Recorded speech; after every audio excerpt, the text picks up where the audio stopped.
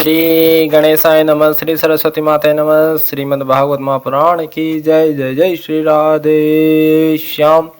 श्रीमद् भागवत महापुराण प्रथम खंड पंचम स्कंद पंचम अध्याय। ऋषभ जी का अपने पुत्रों को उपदेश देना और स्वयं अवधूत व्रति ग्रहण करना। ऋषभ देव जी ने कहा, पुत्रों, इस मर्त्य लोक में यह मनुष्य शरीर दुखमय विषय भोग प्राप्त करने के लिए ही नहीं है। ये भोग तो विष्ठा भोजी शुकर कुकर आदि को भी मिलते हैं। इस शरीर से दिव्य तप ही करना चाहिए जिससे अंतःकरण शुद्ध हो, क्योंकि इसी से अनंत ब्रह्मानंद की प्राप्ति होती है। शास्त्रों ने महापुरुषों की सेवा को मुक्ति का और स्त्री संगी कामियों के संग को नरक का द्वार बताया है। महापुरुष वे ही है जो समान चित्त, परम शांत, क्रोधहीन, सबके हित चिंतक और सदाचार संपन्न हो, अथवा मुझ परमात्मा के प्रेम को ही जो एकमात्र पुरुषार्थ मानते हो। केवल विषयों की ही चर्चा करने वाले लोगों में तथा स्त्री पुत्र और धन आदि सामग्रियों से संपन्न घरों में जिनकी अरुचि हो और जो लौकिक कार्यों में केवल शरीर निर्वाह के लिए ही प्रवृत्त होते हो, मनुष्य वश से प्रमाद वश कुकर्म करने लगता है। उसकी वह प्रवृत्ति इंद्रियों को तृप्त करने के लिए ही होती है। मैं इसे अच्छा नहीं समझता, क्योंकि इसी के कारण आत्मा को यह असत और दुखदायक शरीर प्राप्त होता है। जब तक जीव को आत्म तत्व की जिज्ञासा नहीं होती, तभी तक अज्ञानवश देह आदि के द्वारा उसका स्वरूप छिपा रहता है। जब तक यह लौकिक वैदिक कर्मों में फंसा रहता है, तब तक मन में कर्म की वासनाएं भी बनी ही रहती है और इन्हीं से देह बंधन की प्राप्ति होती है। इस प्रकार अविद्या के द्वारा आत्म स्वरूप के ढक जाने से कर्म वासनाओं के वशीभूत हुआ चित्त मनुष्य को फिर कर्मों में ही प्रवृत्त करता है। अतः जब तक उसको मुझ वासुदेव में प्रीति नहीं होती, तब तक वह देह बंधन से छूट नहीं सकता। स्वार्थ में पागल जीव जब तक विवेक दृष्टि का आश्रय लेकर इंद्रियों की चेष्टाओं को मिथ्या नहीं देखता, तब तक आत्म स्वरूप की स्मृति खो बैठने के कारण वह अज्ञानवश विषय प्रधान ग्रह आदि में आसक्त रहता है और तरह तरह के क्लेश उठाता रहता है। स्त्री और पुरुष इन दोनों का जो परस्पर दाम्पत्य भाव है, इसी को पंडित जन उनके हृदय की दूसरी स्थूल एवं दुर्भेद ग्रंथि कहते हैं। देहाभिमानी रूपी एक एक सूक्ष्म ग्रंथि तो उनमें अलग अलग पहले से ही है। इसके कारण जीव को देहांद्रिय या आदि के अतिरिक्त घर, खेत, पुत्र, स्वजन और धन आदि में भी मैं और मेरेपन का मोह हो जाता है। जिस समय कर्म वासनाओं के कारण पड़ी हुई इसकी यह दृढ़ हृदय ग्रंथि ढीली हो जाती है, उसी समय यह दाम्पत्य भाव से निवृत्त हो जाता है और संसार के हेतु भूत अहंकार को त्याग कर सब प्रकार के बंधनों से मुक्त हो परम पद प्राप्त कर लेता है। पुत्रों, संसार सागर से पार होने में कुशल तथा धैर्य, उद्यम एवं सत्व गुण विशिष्ट पुरुषों को चाहिए कि सबके आत्मा और गुरु स्वरूप मुझ भगवान में भक्ति भाव रखने से, मेरे परायण रहने से, तृष्णा के त्याग से, सुख दुख आदि द्वंद्वों के सहने से जीवों को सभी योनियों में दुखी उठाना पड़ता है। इस विचार से, तत्व जिज्ञासा से, तप से, सकाम कर्म के त्याग से, मेरे ही लिए कर्म करने से, मेरी कथाओं का नित्य प्रति श्रवण करने से, मेरे भक्तों के संग और मेरे गुणों के कीर्तन से, वैर त्याग से, समता से, शांति से और शरीर तथा घर आदि में मेरेपन के भाव को त्यागने की इच्छा से, अध्यात्म शास्त्र के अनुशीलन से, एकांत सेवन से, प्राण इंद्रिय और मन के संयम से, शास्त्र और सत्पुरुषों के वचनों में यथार्थ बुद्धि रखने से, पूर्ण ब्रह्मचर्य से, कर्तव्य कर्मों में निरंतर सावधान रहने से, वाणी के संयम से, सर्वत्र मेरी ही सत्ता देखने से, अनुभव ज्ञान सहित तत्व विचार से और योग साधना से अहंकार रूप अपने लिंग शरीर को लीन कर दे। मनुष्य को चाहिए कि वह सावधान रहकर अविद्या से प्राप्त इस हृदय ग्रंथि रूप बंधन को शास्त्रोक्त रीति से इन साधनों के द्वारा भली भांति काट डाले, क्योंकि यही कर्म संसार के रहने का स्थान है। तदंतर साधन का भी परित्याग कर दे। जिसको मेरे लोक की इच्छा हो अथवा जो मेरे अनुग्रह की प्राप्ति को ही परम पुरुषार्थ मानता हो, वह राजा हो तो अपनी अबोध प्रजा को, गुरु अपने शिष्यों को और पिता अपने पुत्रों को ऐसी ही शिक्षा दे। अज्ञान के कारण यदि वे उस शिक्षा के अनुसार न चलकर कर्मों को ही परम पुरुषार्थ मानते रहे तो भी उन पर क्रोध न करके उन्हें समझा बुझाकर कर्म में प्रवृत्त न होने दे। उन्हें विषया शक्ति युक्त काम में कर्मों में लगाना तो ऐसा ही है जैसे किसी अंधे मनुष्य को जानबूझकर गड्ढे में ढकेल देना। इससे भला किस पुरुषार्थ की सिद्धि हो सकती है? अपना सच्चा कल्याण किस बात में है इसको लोग नहीं जानते।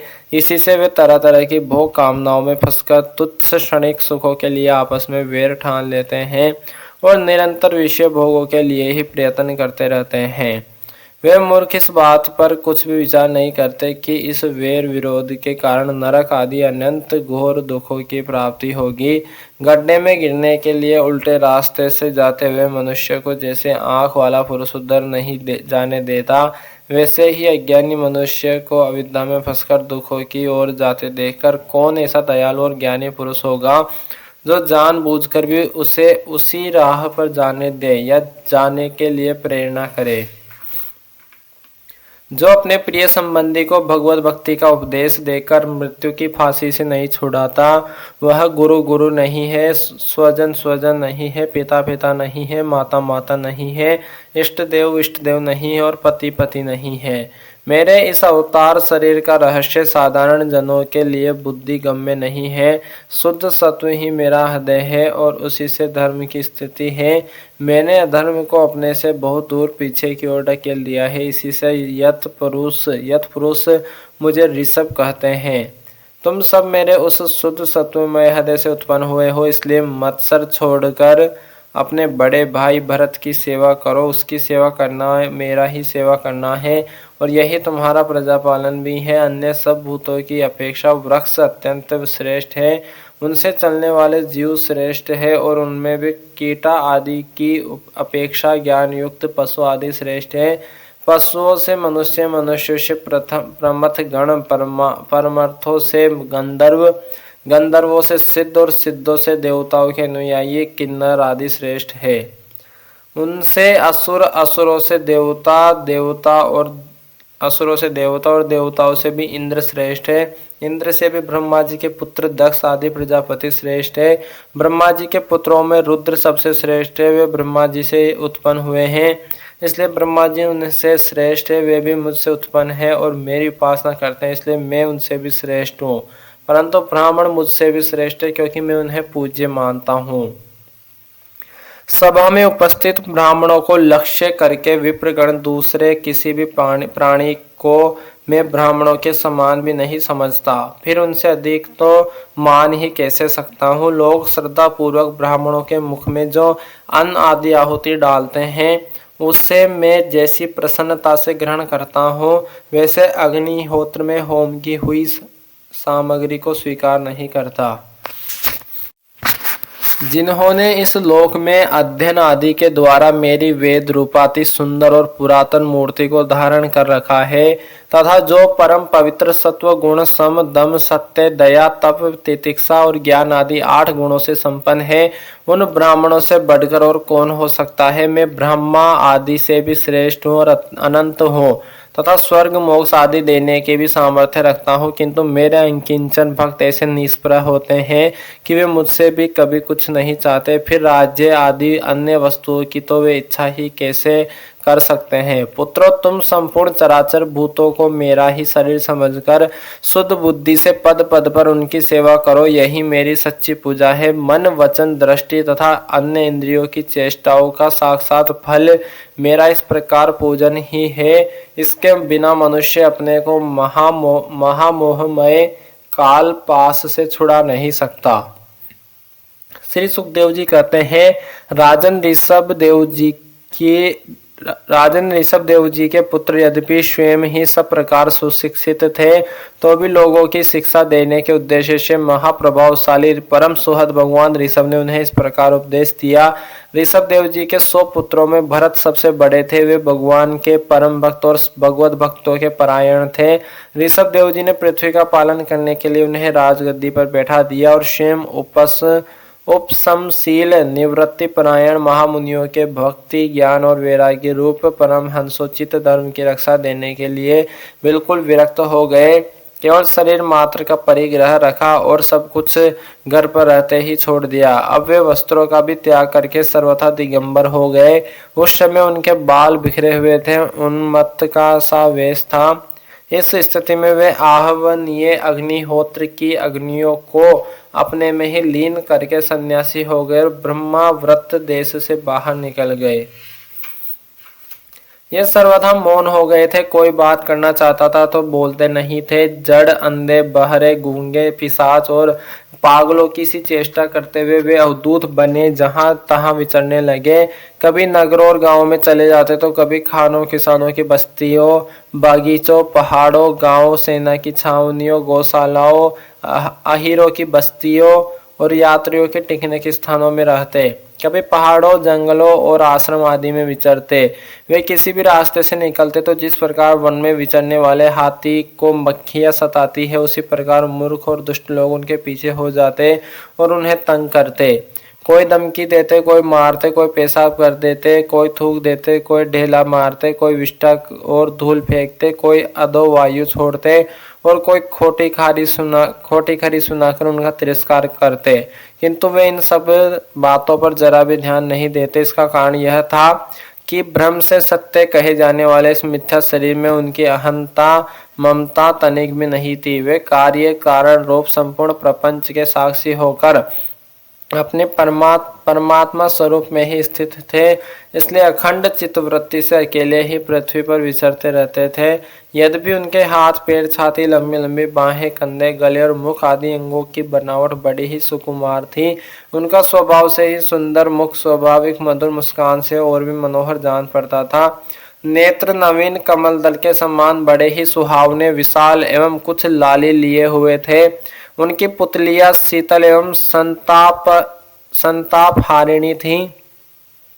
उन नेत्रों के कारण वे बड़े मनोहर जान पड़ते थे। कपोल, कान और नासिका छोटे बड़े न होकर समान एवं सुंदर थे तथा उनके अस्फुट हास्य युक्त मनोहर मुखारविंद की शोभा को देखकर पुर नारियों के चित्त में कामदेव का संचार हो जाता था। तथापि उनके मुख के आगे जो भूरे रंग की लंबी लंबी घुंघराली लटें लटकती रहती थी, उनके महान भार और अवधूतों के समान धूलि धूसरित देह के कारण वे ग्रस्त मनुष्य के समान जान पड़ते थे। जब भगवान ऋषभ देव ने देखा कि यह जनता योग साधन में विघ्न रूप है और इससे बचने का उपाय बीभत्स वृत्ति से रहना ही है, तब उन्होंने अजगर वृत्ति धारण कर ली। वे लेटे ही लेटे खाने पीने, चबाने और मलमूत्र त्याग करने लगे। वे अपने त्यागे हुए मल में लौट कर शरीर को उससे सान लेते, किंतु उनके मल में दुर्गंध नहीं थी, बड़ी सुगंध थी और वायु उस सुगंध को लेकर उनके चारों ओर 10 योजन तक सारे देश को सुगंधित कर देती थी। इस प्रकार गो, मृग और काका आदि की वृत्तियों को स्वीकार कर वे उन्हीं के समान कभी चलते हुए, कभी खड़े खड़े, कभी बैठे हुए और कभी लेटे लेटे ही खाने पीने और मलमूत्र का त्याग करने लगते थे। परीक्षित परमहंस को त्याग के आदर्श की शिक्षा देने के लिए इस प्रकार मोक्षपति भगवान ऋषभदेव ने कई तरह की योग चर्याओं को आचरण किया। वे निरंतर सर्वश्रेष्ठ महान आनंद का अनुभव करते रहते थे। उनकी दृष्टि में निरुपाधिक रूप से संपूर्ण प्राणियों की आत्मा अपने आत्मस्वरूप भगवान वासुदेव से किसी प्रकार का भेद नहीं था। इसलिए उनके सभी पुरुषार्थ पूर्ण हो चुके थे। उनके पास आकाश गमन, मनोजवित्व, मन की गति के समान ही शरीर का भी इच्छा करते ही सर्वत्र पहुंच जाना, अंतर्धान, परकाय प्रवेश, दूसरों के शरीर में प्रवेश करना, दूर की बातें सुन लेना और दूर की दृष्टि देख लेना आदि सब प्रकार की सिद्धियां अपने आप ही सेवा करने को आई, परंतु उन्होंने उनका मन से आदर या ग्रहण नहीं किया। अथो छठो अध्याय, छठा अध्याय, ऋषभ देव जी का देह त्याग। राजा परीक्षित ने पूछा, भगवान योग रूप वायु से प्रज्वलित हुई ज्ञान अग्नि से जिनके राग आदि कर्म बीज दग्ध हो गए हैं, उन आत्माराम मुनियों को देववश यदि स्वयं ही अणिमादि सिद्धियां प्राप्त हो जाए तो वे उनके राग द्वेष आदि कलेशों का कारण तो किसी प्रकार हो नहीं सकती, फिर भगवान ऋषभ ने उन्हें स्वीकार क्यों नहीं किया। श्री सुखदेव जी ने कहा, तुम्हारा कहना ठीक है, किंतु संसार में जैसे चालाक व्याध अपने पकड़े हुए मृग का विश्वास नहीं करते, उसी प्रकार बुद्धिमान लोग इस चंचल चित्त का भरोसा नहीं करते। ऐसा ही कहा भी है, इस चंचल चित्त से कभी मैत्री नहीं करनी चाहिए। इसमें विश्वास करने से ही मोहिनी रूप में फंसकर महादेव जी का चिरकाल का संचित तप क्षीण हो गया था। जैसे व्यभिचारिणी स्त्री जार पुरुषों को अवकाश देकर उनके द्वारा अपने में विश्वास रखने वाले पति का वध करा देती है, उसी प्रकार जो योगी मन पर विश्वास करते हैं उनका मन काम और उसके साथ ही क्रोध आदि शत्रुओं को आक्रमण करने का अवसर देकर उन्हें नष्ट भ्रष्ट कर देता है।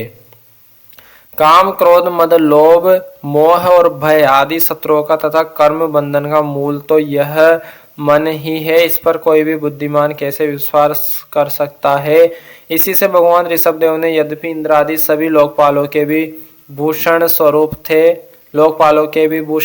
थे तो भी वे जड़ पुरुषों की भांति अवधूतों से विविध वेश, भाषा और आचरणों से अपने ईश्वरीय प्रभाव को छिपाए रहते थे। अंत में उन्होंने योगियों को देह त्यागी विधि सिखाने के लिए अपना शरीर छोड़ना चाहा।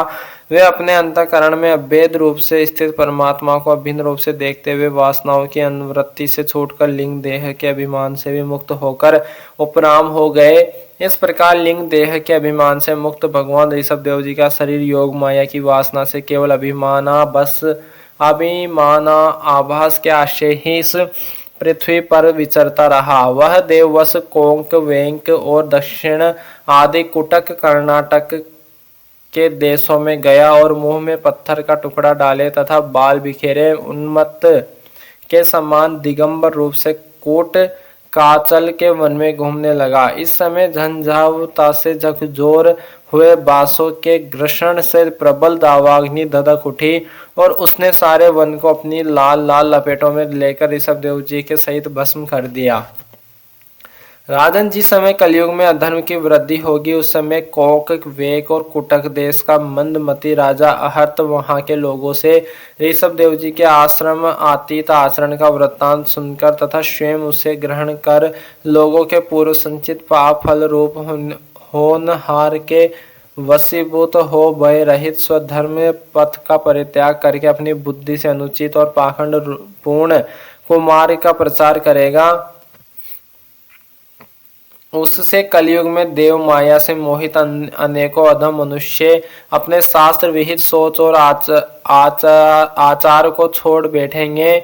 अधर्म बहुल कलयुग के प्रभाव से बुद्धिहीन हो जाने के कारण वे स्नान न करना, आचमन न करना, अशुद्ध रहना, केस नुचवाना आदि ईश्वर का तिरस्कार करने वाले पाखंड धर्मों को मनमाने ढंग से स्वीकार करेंगे और प्राय वेद, ब्राह्मण एवं भगवान यज्ञ पुरुष की निंदा करने लगेंगे। वे अपनी इस नवीन अवैधिक स्वेच्छाकृत प्रवृत्ति में अंध परंपरा से विश्वास करके मतवाले रहने के कारण स्वयं ही घोर नरक में गिरेंगे।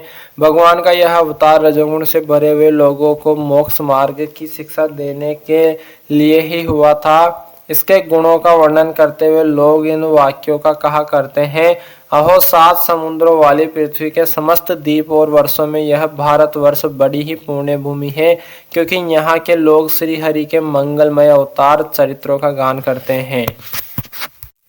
अहो महाराज, प्रिय व्रत का वंश बड़ा ही उज्जवल एवं सुयशपूर्ण है, जिसमें पुराण पुरुष श्री आदि नारायण ने ऋषभ अवतार लेकर मोक्ष की प्राप्ति कराने वाले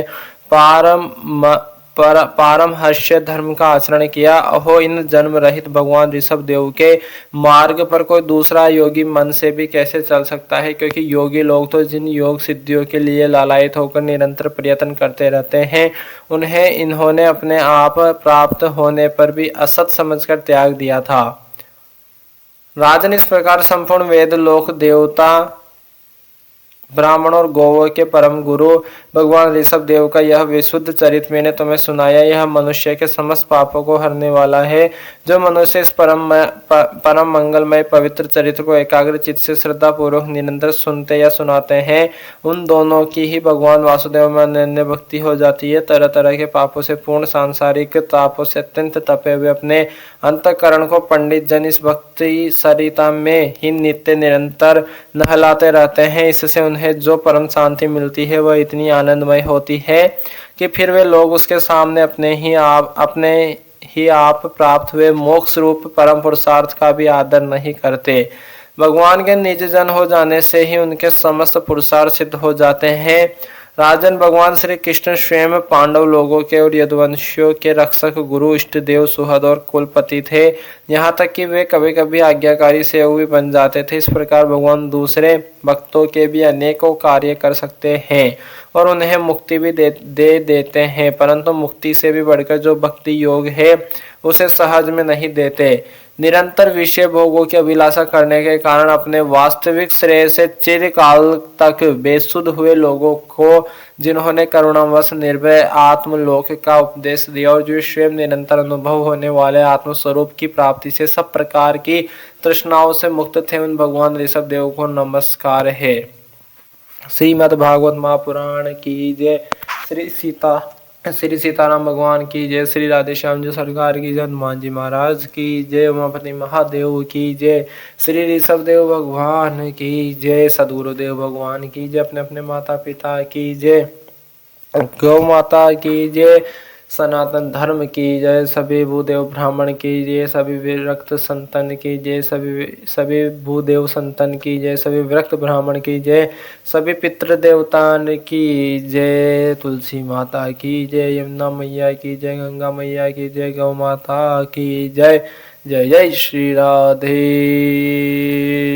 श्याम। सबको मिले श्री वृंदावन धाम। नमः पार्वती पतये हर हर महादेव। श्री सुखदेव जी महाराज की जय।